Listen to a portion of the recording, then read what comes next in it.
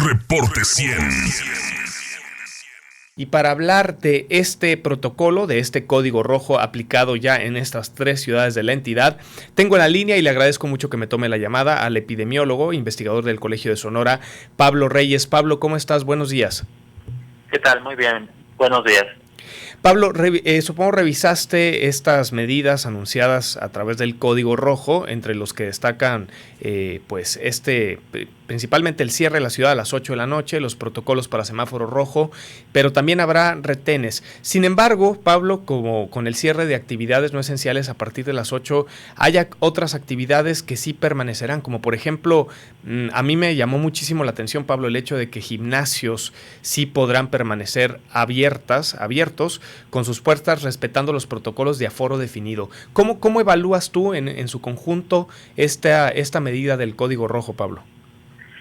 Pues de alguna manera se percibe que no quieren afectar mucho la economía, ¿no?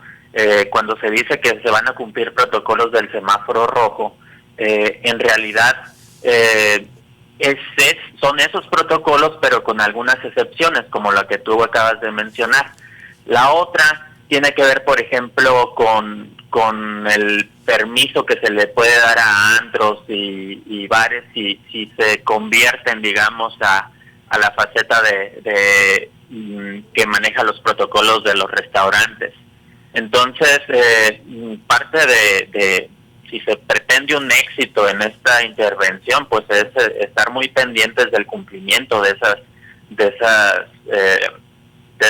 obligaciones, ¿no?, que asumen todos estos negocios con el fin de que pues no se vean tan afectados por estos cierres.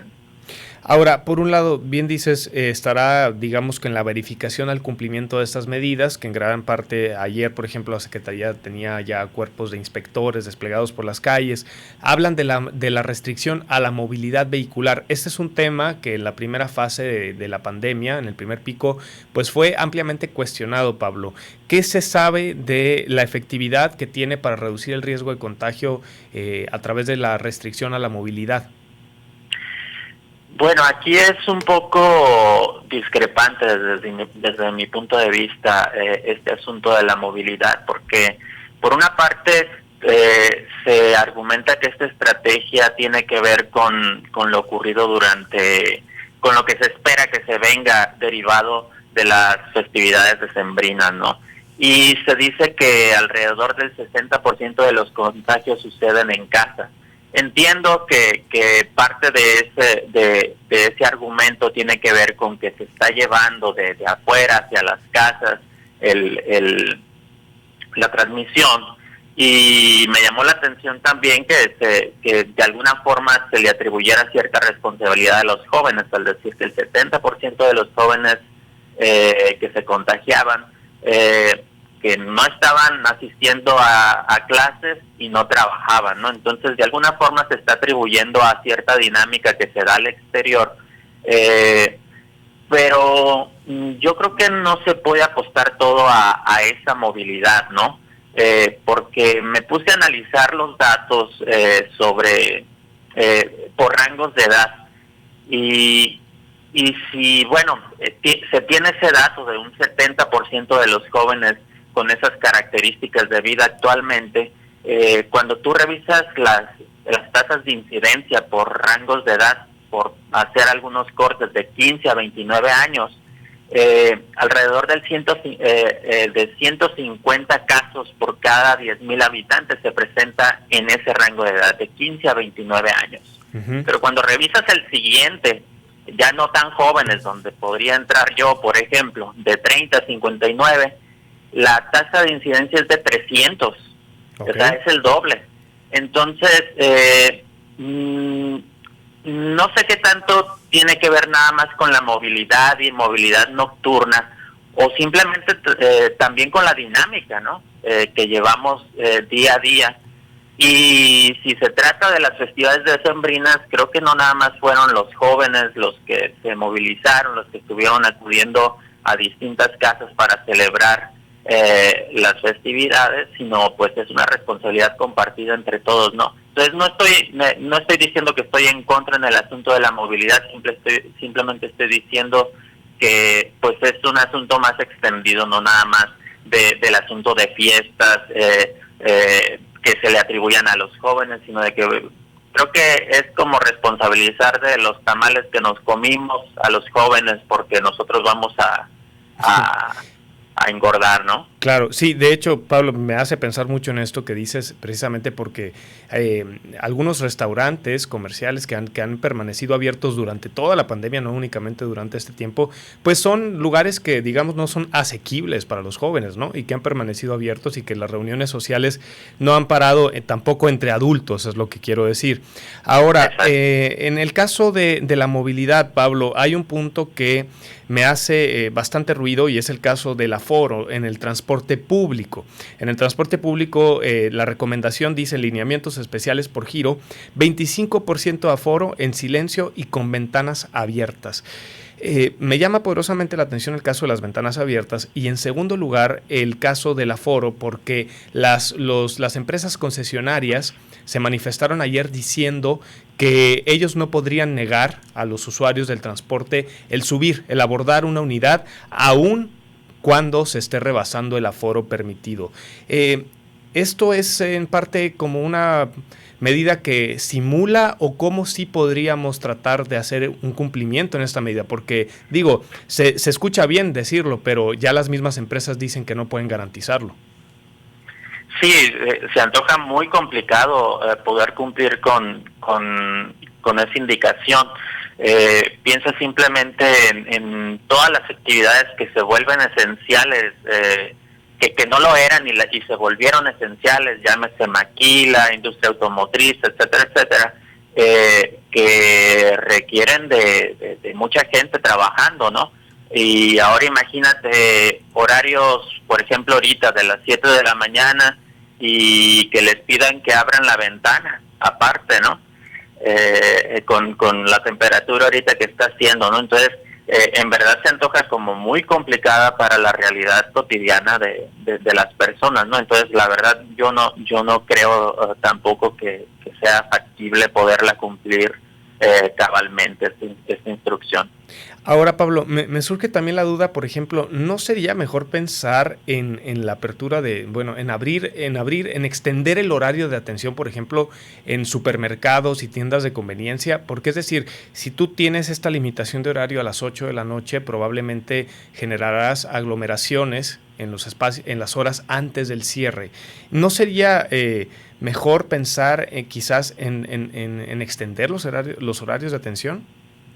De hecho, ya se había discutido un tanto esta situación cuando se dieron restricciones de movilidad, creo que hasta las 6 de la tarde en aquel entonces, que dada la dinámica que llevaban muchos de los hogares, pues es apenas en ciertos tiempos cuando se podían atender algunas necesidades, ¿no? Entonces, el acortar ciertos horarios, pues todavía restringen más las posibilidades, ¿no?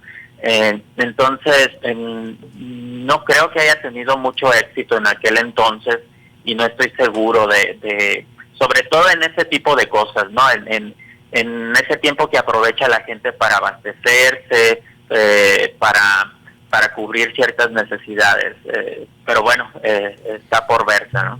Ahora, Pablo Reyes, epidemiólogo, investigador del Colegio de Sonora. Si tú tuvieras analizando, porque revisaste este código rojo, ¿cuáles crees que son las áreas de oportunidad? Es decir, ¿qué medidas crees que sí pudieran significar una disminución de la transmisión del virus en estas 2 semanas?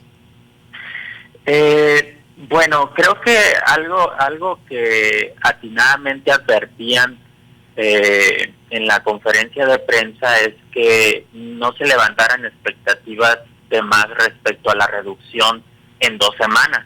¿Por qué? Porque lo que vamos a ver, si es que se presenta así, va a ser el incremento de lo que ya se hizo, es decir, de la actividad que ya se llevó a cabo en las festividades decembrinas, Navidad y Año Nuevo. Entonces, de ahí creo que hay que estar bien advertidos, ¿no? Respecto a las otras medidas, al efecto posterior a estas, digamos, 2 semanas próximas, Yo creo que sí pueden tener cierto efecto, ¿no? El asunto es si van acompañadas de un monitoreo, por ejemplo. Y creo que la misma gente lo reporta, ¿no? Cuando las acciones que se pretenden coordinar tienen que ver con, por ejemplo, reportes al 911. Y la misma gente dice, bueno, pues, pero yo veo que todavía siguen las fiestas, ¿no? Claro. Entonces, cuando, y no nada más en el asunto de COVID, se aplica para accidentes de tránsito, para diversas impactos sobre la salud que tienen que ver con la conducta de los individuos. Cuando se pretende aplicar algo y no hay una, sea sanción o sea instrucción, o sea, lo que se tenga que hacer de forma inmediata, que dé cumplimiento a lo que se dijo, es muy difícil que la persona, que la población asocie lo que se le pide con lo que puede acontecer si no sucede.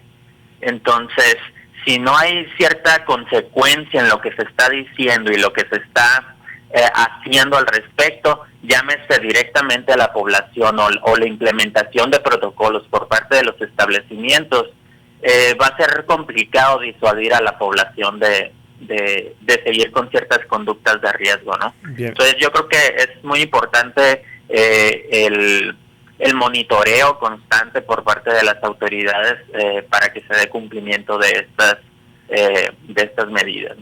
Por último, Pablo, te pregunto, bien dices que, digamos, la expectativa podría ser, pues, entiendo yo así, que no haya una transmisión de quienes ya se contagiaron en las fiestas decembrinas. Es decir, pues ya hubo contagios, ¿no?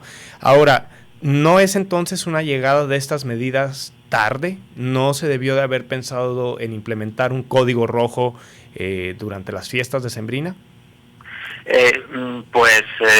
Si lo ves en términos anticipatorios, como lo dice el programa, pues sí, se esperaría que hubiera ciertas reducciones antes de, me refiero a la movilidad y a todo este tipo de cuestiones, ¿no? Pero pues no, creo que estuvimos en otro escenario completamente distinto durante este periodo vacacional. Bien, pues Pablo Reyes, epidemiólogo, investigador del Colegio de Sonora, te agradezco mucho que nos hayas tomado la llamada esta mañana y seguimos al pendiente para dar seguimiento a qué es lo que pasa con la pandemia en Hermosillo y en Sonora. Claro que sí. Gracias. Ya escuchó usted, epidemiólogo, investigador del Colegio de Sonora, Pablo Reyes, haciendo pues un análisis sobre estas disposiciones que tiene el Código Rojo aplicado en Sonora para los municipios de Hermosillo, San Luis Río Colorado y Nogales, que son 3 de los municipios con mayor positividad en casos de hospitalizaciones y que las autoridades estatales de salud consideraron pues necesarias aplicar para prevenir una mayor transmisión del virus SARS-CoV-2, la enfermedad que provoca la enfermedad COVID-19. Reporte 100.